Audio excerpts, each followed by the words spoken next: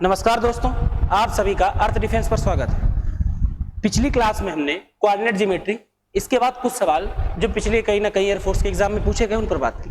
आज की क्लास में हम नया चैप्टर या कह सकते हैं कि पूरी यूनिट अलजेब्रा स्टार्ट करेंगे।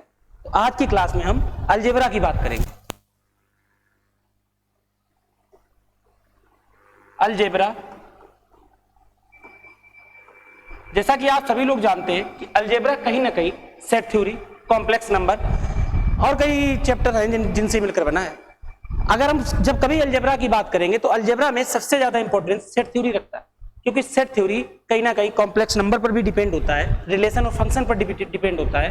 कई जितने छोटे छोटे चैप्टर हैं, चाहे प्रोबेबिलिटी हो, कॉम्बिनेशन हो, परम्यूटेशन हो, इन सब पर कहीं ना कहीं सेट थ्योरी के कॉन्सेप्ट लगते हैं। तो इसलिए सबसे पहले हम सेट थ्योरी पढ़ेंगे। आप याद रखना कि हम अलजेब्रा यूनिट की बात कर रहे हैं। अलजेब्रा यूनिट का ही पहला चैप्टर सेट थ्योरी रहेगा। तो हम आज की क्लास में सेट थ्योरी पर बात करेंगे।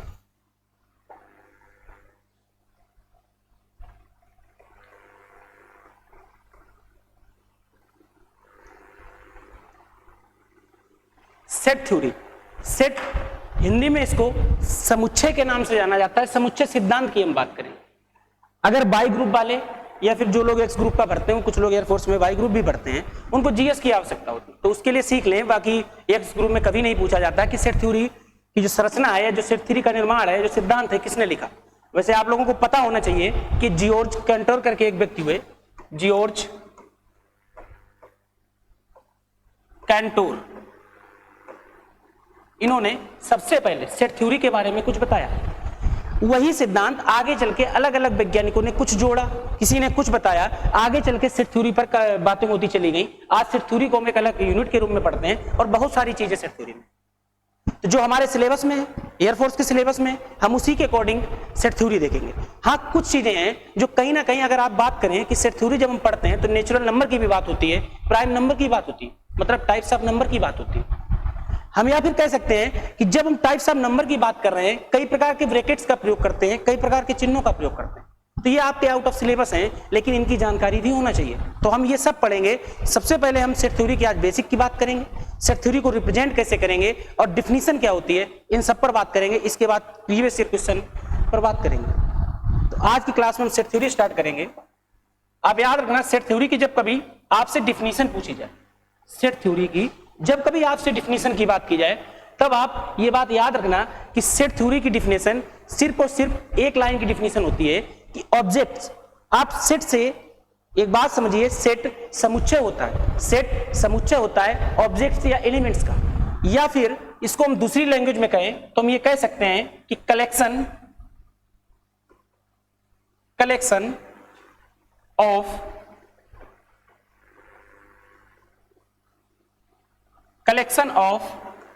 ऑब्जेक्ट्स। बिल्कुल सही है। सेट्स को, ग्रुप को, इनमें फिर अंतर क्या हुआ? अगर कलेक्शन ऑफ ऑब्जेक्ट्स, ऑब्जेक्ट्स के समूह को हम ग्रुप भी कहते हैं, ऑब्जेक्ट्स के समूह को हम सेट भी कहते हैं। भैया कलेक्शन ऑफ ऑब्जेक्ट रहेंगे, कलेक्शन ऑफ ऑब्जेक्ट रहेंगे, लेकिन ये ऑब्जेक्ट कैसे होंगे? ये ऑब्जेक्ट वेल डिफाइंड होंगे। तो आप ये बताओ, हम यहां पर वेल डिफाइंड का प्रयोग कहां करेंगे? आप यहां लिखोगे, जो रियलिटी में सेट थ्योरी की डिफिनीशन होगी वो ये होगी कि collection of well defined objects. Collection, भाई हम सेट थ्योरी की डिफिनीशन क्यों देख रहे हैं, क्यों पढ़ रहे हैं? इस पर एक सवाल एक्स ग्रुप में पूछा गया है, एक्स ग्रुप के एग्जाम में पूछा गया है। एनडीए कभी इस टाइप से सवाल नहीं पूछता, लेकिन हाँ, एक्स ग्रुप के एग्जाम में सेट थ्योरी की साधारण सी डिफिनीशन पर एक सवाल पूछा गया। उसमें पूछा गया कि which of the following is in the sets, या मतलब represent as a set, set के रूप में इनमें से किसे प्रदर्शित किया जा सकता है? और उसमें आपको ऑप्शन दिए थे कि ब्लैक पेन, दूसरे नंबर पर ऑप्शन दिया था गुड पेन। सरल सा सवाल था, लेकिन अगर पूछा गया है तो डिफिनीशन भी पढ़ना जरूरी है। तीसरे नंबर पे था ए एंड बी, मतलब बोथ, और डी पर था कोई नहीं। अगर आप सेट की डिफिनीशन सीख जाते हैं और सेट की डिफिनीशन के बारे में आपको कुछ पता चल जाता है, तब आप इस सवाल का उत्तर दे पाएंगे। एक्स ग्रुप का एग्जाम था, उसमें पूछा गया कि आप इनमें से ये बताओ कि सेट को कौन डिनोट करेगा, सेट को कौन शो करेगा, समुच्चय को कौन शो करेगा। ब्लैक पेन करेंगे, गुड पेन करेंगे, दोनों करेंगे, या फिर इनमें से कोई नहीं करेगा। इस बात को समझने के लिए हमको डिफिनीशन पता होनी चाहिए सेट थ्योरी की। सेट थ्योरी की डिफिनीशन ये कहती है कि कलेक्शन होना चाहिए। ठीक है, आप समूह बनाना चाहते हो, आप ग्रुप बनाना चाहते हो, बनाओ, आप बनाओ, हमें कोई समस्या नहीं, लेकिन जो ऑब्जेक्ट, जो एलिमेंट आप लेंगे वो वेल डिफाइन होनी चाहिए, उनकी परिभाषा सार्वभौमिक सत्य होनी चाहिए, सर्वमान्य होनी चाहिए। जैसे मैं कहूं कि मैं नीले कलर की शर्ट पहन रखी है, ये नीली कलर की शर्ट यूपी में भी नीली बोली जाएगी, इंडिया में भी नीली बोली जाएगी, अमेरिका में भी नीली बोली जाएगी। मतलब एक ऐसा टर्म, एक ऐसे एलिमेंट, एक ऐसे ऑब्जेक्ट जिनकी डिफिनीशन सार्वभौमिक सत्य हो, सर्वमान्य हो, हर जगह डिसाइड हो, इनकी डिफिनीशन यही होगी। जैसे इस सवाल की अगर आप बात करोगे, आपने कहा black pen, good pen, both. Black pen, ये बात डिसाइड है कि जो हमने हाथ में पेन पकड़ रखा है ये ब्लैक ही है। इसके अलावा भी जो कलर के पेन होंगे वो अगर इस कलर के होंगे तो उनको हम ब्लैक पेन, काला पेन ही बोलेंगे। लेकिन ये पेन अच्छा है या बुरा ये हम डिसाइड नहीं कर सकते। तो इस बात को भी आप और अच्छी तरीके से समझेंगे। इसलिए आप याद रखना कि जब कभी हम सेट्स की बात करें तो सेट्स की जो डिफिनीशन होगी कलेक्शन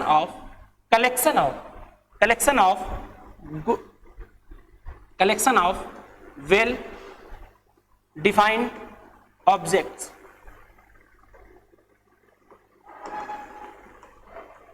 हिंदी वाले भी देखें, सुपरिभाषित वस्तुओं का संग्रह, सुपरिभाषित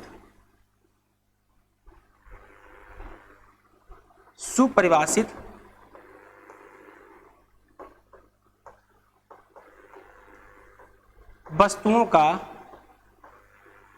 संग्रह।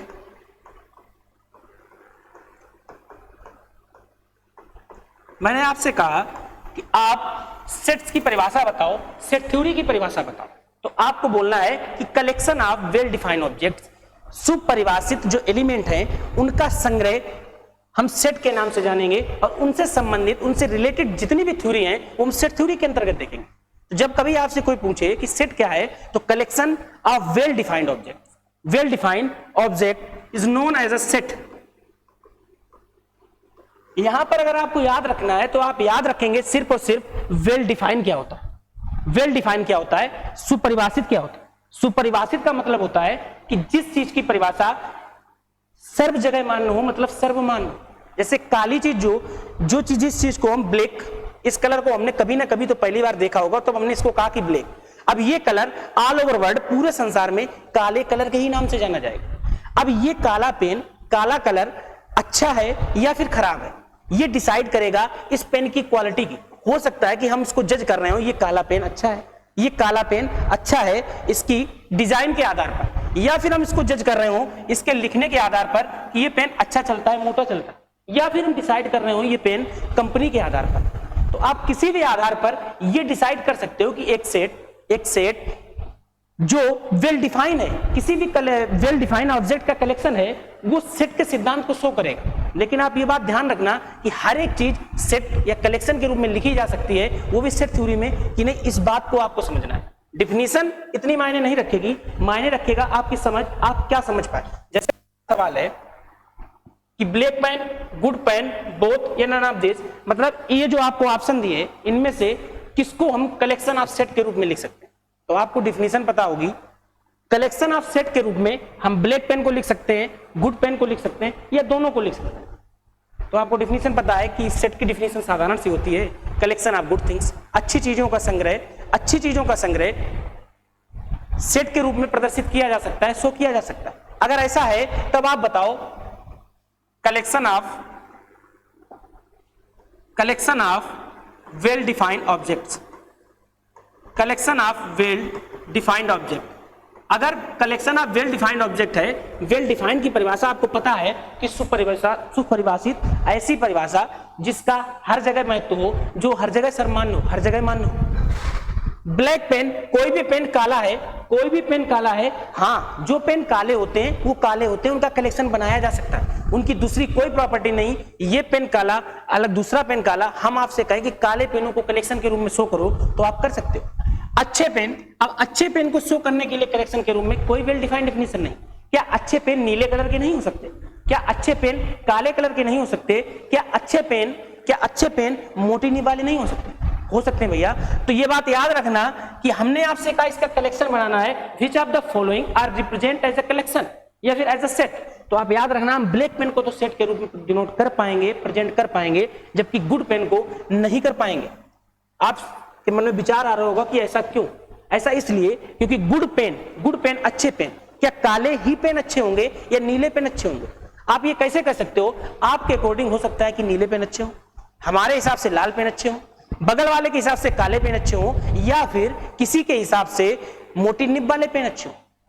तो कोई एक वेल डिफाइंड डेफिनेशन नहीं, लेकिन हाँ ये डिसाइड है कि जब ब्लैक पेन की बात करेगा, किसी भी कंपनी का होगा, ब्लैक पेन के कलेक्शन में वही पेन आएंगे जो या तो लिखने में काले हो या दिखने में काले हो, या तो उनका रंग काला हो या फिर जब हम उनको लिखें तब वो काले हो। तो ये बात क्लियर है कि ब्लैक पेन भी डिसाइड है, गुड पेन की डेफिनेशन डिसाइड नहीं। इस टाइप से कई सवाल पूछे गए हैं,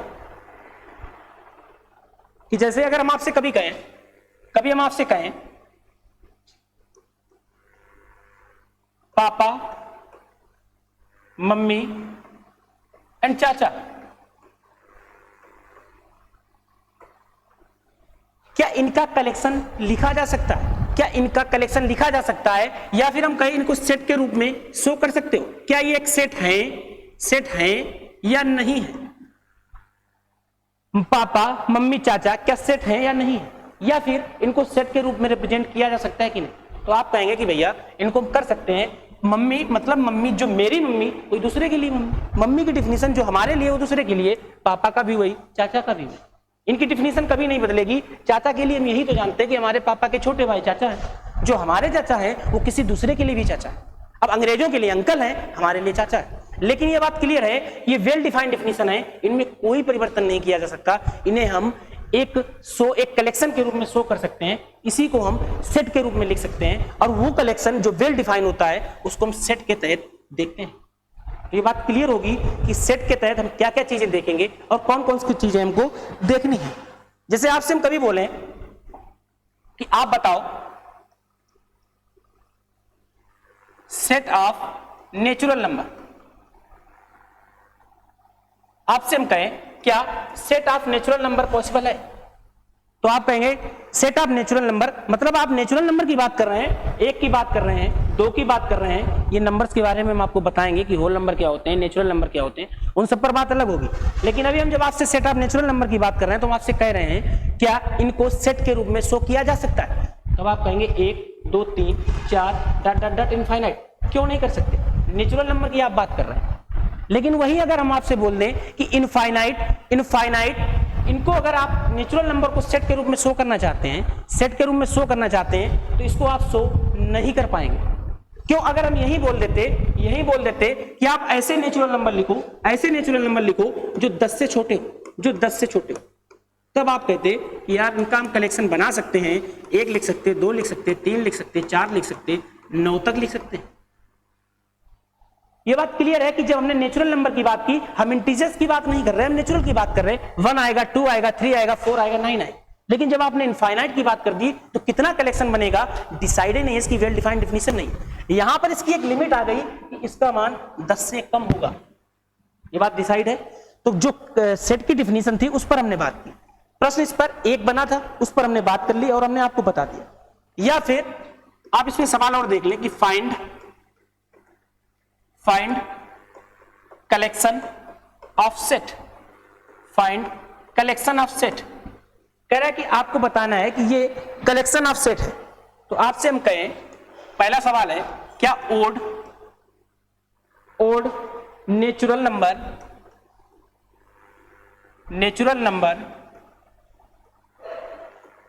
लेस देन 10। हमने आपसे कहा आपको बताना है क्या हम कलेक्शन बना सकते हैं किसी भी सेट का, क्या हम बना सकते हैं किसी भी सेट का कलेक्शन, ऐसे नंबर जो नंबर नेचुरल नंबर हैं और वो एक कैटेगरी, एक लिमिट में डिसाइड है। उनका कहना यह है कि ये नंबर 10 से कम होने चाहिए, लेस देन 10 होने चाहिए। अगर ऐसा है और आपसे हम कहें कि इसका सेट बन सकता है, तब आप कहेंगे बिल्कुल बन सकता है। तब आप कहेंगे हाँ हम इसका सेट बना सकते हैं, हम इसको रिप्रेजेंट करेंगे a बराबर 1 2 3 ऑड नंबर की बात कर रहा है, 3, 5, 7 एंड 9। ये आपकी सेट की कहानी थी। ये सिर्फ और सिर्फ सेट की डिफिनीशन थी जिसके बारे में हमने बात की। ये सिर्फ और सिर्फ सेट की डिफिनीशन थी जिसके बारे में हमने बात की। इसी तरीके से कई एग्जांपल हो सकते हैं। अगर हम आपसे कहें कि कलेक्शन ऑफ गुड थिंग्स क्या पॉसिबल है, आप कहेंगे नहीं। कलेक्शन ऑफ गुड बुक्स क्या पॉसिबल है, आप कहेंगे नहीं। लेकिन अगर हम कहें collection of Mahatma Gandhi book, तो पॉसिबल है, क्योंकि आपने महात्मा गांधी की किताबों की बात कर दी। लेकिन यही अगर हम आपसे कहें कि कलेक्शन ऑफ गुड बुक्स, अच्छी किताबों का संग्रह क्या समुच्चय के रूप में रिप्रेजेंट किया जा सकता है, तब आपका आंसर होगा गलत है। आपने जो पूछा, आपने गुड बुक्स की बात कर दी, और गुड बुक्स एक नहीं कई हो सकती हैं, कई प्रकार से हो सकती हैं। तो आप याद रखो, जब कभी ये बात थी आपको सेट क्या क्या होंगे, जब कभी सेट नहीं होंगे, जब आप पूरे समुच्चय को एक छोटे से कलेक्शन में शो करने की कोशिश करेंगे, तो वो सभी सेट के अंतर्गत नहीं आएंगे। किसी भी सेट को रिप्रेजेंट करने की जो डिफिनीशन होती है, वैसे अलग आप टाइप ऑफ सेट में पढ़ेंगे तब आपको हम बताएंगे। रिप्रेजेंट करने का तरीका होता है representation of sets, representation of sets. भाई टाइप ऑफ सेट हम बाद में पढ़ेंगे। पहले अगर हम किसी सेट की बात कर रहे हैं, अगर नॉर्मल उसमें सवाल बनाना, तो सेट में हमें पहले क्या क्या आना चाहिए, आप ये बात क्लियर रखें डिफिनीशन के आधार पर। कि हमने आपसे कहा कलेक्शन ऑफ ऑब्जेक्ट्स, तो आप याद रखें जो ऑब्जेक्ट्स होते हैं उनको हम स्मॉल लेटर में शो करेंगे, फॉर एग्जाम्पल अगर हम कलेक्शन ऑफ ऑब्जेक्ट्स की बात करेंगे तो उनको हम स्मॉल लेटर में शो करेंगे। अगर आपको इसको शो करना है तो आप इस तरीके से लिखेंगे ABC। मान लो हम कह देते हैं आपसे A से Z तक जो अल्फाबेट है, इसका आपको कलेक्शन बनाना है, C, D, वही आपसे हमने ये बोला कि कलेक्शन ऑफ सेट आपको शो करना है, तो आप याद रखना कि जो ऑब्जेक्ट्स होते हैं उनको हम स्मॉल लेटर से शो करते हैं। जबकि सेट्स जो रिप्रेजेंट कर रहा है एक सेट को रिप्रेजेंट कर रहा है, तो आप याद रखना कि जब हम सेट की बात करेंगे तो इसको हम कैपिटल लेटर से शो करेंगे,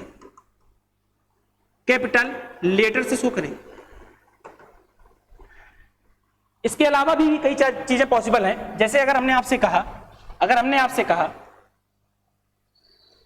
कि आप कलेक्शन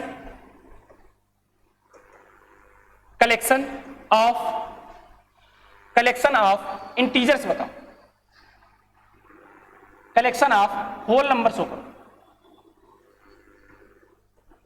या फिर हम आपसे कह सकते हैं कि कलेक्शन ऑफ वोवेल्स, कुछ भी हम आपको शो करने के लिए बता सकते हैं। तो आप याद रखना कि जो ये ऑब्जेक्ट होंगे, ये ऑब्जेक्ट हर समय स्मॉल लेटर में शो किए जाएंगे, जबकि इन स्मॉल लेटर के जो कलेक्शन बनेगा, जो सेट बनेगा, उसको हम कैपिटल लेटर में शो करेंगे। तो ये बात डिसाइड रहेगी कि स्मॉल लेटर में हम उनके ऑब्जेक्ट्स को शो करते हैं, जबकि कैपिटल लेटर में हम उनके ग्रुप को शो करते हैं, उनके कलेक्शन को शो करते हैं। मतलब जो कलेक्शन ऑफ सेट्स होगा या फिर कलेक्शन ऑफ ऑब्जेक्ट्स होगा, उसको हम डिफाइन करेंगे in capital letter as a set के रूप में डिफाइन करेंगे, तब हम उसको कैपिटल रूप में लिखेंगे। आपसे हमने कहा कि कलेक्शन ऑफ वोवेल्स, आपको यह बात पता है कि कलेक्शन ऑफ वोवेल्स हम कुछ ऑब्जेक्ट्स की बात कर रहे हैं, तो ये objects A, E, I, O या फिर U हो सकता है। अगर ये सब पॉसिबल है तो अब हमें नहीं लगता कि कोई समस्या हो। अगर आपने ये डिसाइड कर लिया कि हम किन ऑब्जेक्ट्स की बात कर रहे हैं, अब इनको हमें एज सेट के रूप में शो करना है। अगर आपको सेट के रूप में शो करना है, तब आप क्या करेंगे, इनको आप स्मॉल में लिख चुके, इनके बाहर एक बड़ा ब्रैकेट लगाएंगे जिसको हम करली ब्रैकेट बोलते हैं। इस तरीके से आप लिखेंगे, दोनों तरफ से ब्रैकेट बंद रहेगा। ब्रैकेट का भी अपना महत्व होता है, करली ब्रैकेट हो, ये अलग अलग जब आप फंक्शन पढ़ते हैं, रिलेशन फंक्शन, तो हम टाइप्स ऑफ ब्रैकेट आपको बताएंगे। हम वहां आपको बताएंगे कब दोनों साइड से ब्रैकेट अगर बड़ा वाला है या फिर दोनों साइड से छोटा वाला ब्रैकेट लगा है, तो उसका अपना क्या महत्व होता है, उसकी अपनी डिफिनीशन क्या होती है। हो सकेगा तो हम कल की क्लास में भी बात करेंगे। आज की क्लास में हम आपसे बता रहे हैं कि हमको रिप्रेजेंट करना है किसी भी सेट को। तो रिप्रेजेंट करने के लिए किसी भी सेट को आप उसको पहले स्मॉल लेटर में लिखेंगे, उसके ऑब्जेक्ट को, उस ऑब्जेक्ट को स्मॉल लेटर के लिखने के बाद उनके बीच कामा का प्रयोग होगा, और आप याद रखना कि इसको हम फिर ब्रैकेट से बंद करेंगे, बड़े वाले ब्रैकेट से। फिर पूरे समूह को, सेट को हम शो करेंगे कैपिटल लेटर से। ये था आपको किसी भी सेट को रिप्रेजेंट करने का तरीका। अब फॉर्म ऑफ क्या होता है set? Form of set representing form of set, representing form of set. किसी भी सेट को रिप्रेजेंट करने के अलग अलग तरीके होते हैं। आप ये याद रखना कि जब हम सेट की बात करते हैं तो सेट में ऐसा नहीं है कि सेट को एक ही तरीके से आपने लिख दिया। सबसे सरल तरीका जो माना जाता है वो सांडिक तरीका माना जाता है। किसी भी सेट को आपको लिखना है, आप गए, आपसे हमने कहा कि आप वोवेल्स के कलेक्शन को लिखो, आप वोवेल्स लिखो, तो आप क्या करेंगे? आपने दोनों तरफ ब्रैकेट लगाए, इस तरीके से लिख दिया।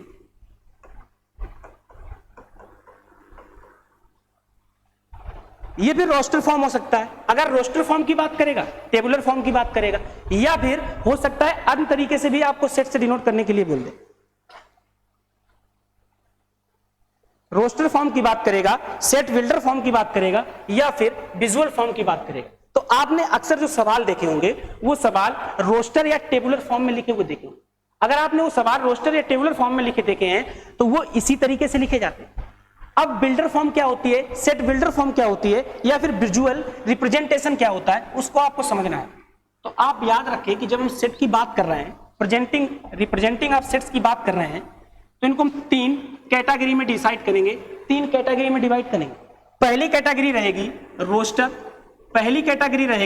रोस्टर, या फिर टेबुलर फॉर्म, रोस्टर या फिर टेबुलर फॉर्म ऑफ सेट। अब बात समझिए हम क्या बोल रहे हैं आपसे कि आपको किसी भी सेट को रिप्रेजेंट करना है। रिप्रेजेंट करने का सबसे सरल तरीका टेबुलर फॉर्म होता है, रोस्टर फॉर्म होता है। मतलब एक सांडिक के रूप में आप किसी को सेट को लिख दिया, वही सेट का रोस्टर या टेबुलर फॉर्म रहेगा। लेकिन अगर आपको अलग अलग तरीके से शो करना है तो आपको विजुअल फॉर्म भी पता होना चाहिए। Visual form of set, visual form भी हो सकता है, टेबुलर फॉर्म भी हो सकता है, या फिर सबसे कठिन माना जाने वाला सेट बिल्डर फॉर्म भी हो सकता है, या फिर सबसे कठिन माने जाने वाला सेट बिल्डर या प्रॉपर्टी फॉर्म हो सकता है। सेट बिल्डर या फिर प्रॉपर्टी फॉर्म हो सकता है। इन सब के बारे में आपको कुछ ना कुछ पता हो, अगर पता है तो ठीक, नहीं पता है तो अगली क्लास में हम बात करेंगे विजुअल फॉर्म ऑफ सेट की, रोस्टर या टेबुलर फॉर्म ऑफ सेट की। इसके बाद हम बात करेंगे आपसे सेट बिल्डर या प्रॉपर्टी फॉर्म ऑफ सेट की। अगर आपको बात क्लियर है तो आप वीडियो लाइक करें और उसको शेयर भी करें। आज की क्लास में इतना ही। अगली क्लास में टाइप्स ऑफ सेट देखेंगे, उसके साथ साथ में हम कुछ सिंबल देखेंगे जिनका हम बार बार यूज करते हैं सेट बिल्डर फॉर्म में शो करने के लिए किसी भी सेट को। तो आज की क्लास में हमने सिर्फ और सिर्फ डिफिनीशन समझी सेट की, और हमने आपको देखा किसी भी सेट को हम किस तरीके से डिनोट करते हैं। तो याद रखना कि जो ऑब्जेक्ट्स होते हैं उनको स्मॉल लेटर में और बड़े ब्रैकेट के अंतर्गत लिखा जाता है, और सेट जो पूरे ऑब्जेक्ट्स के कलेक्शन को शो करेगा उसको कैपिटल लेटर के साथ लिखते हैं। आपका मन हो आप ए लिखें, आपका मन हो आपका बी लिखें, जो मन हो आपका वो लिख सकते हैं। आज के लिए इतना ही। Thank you.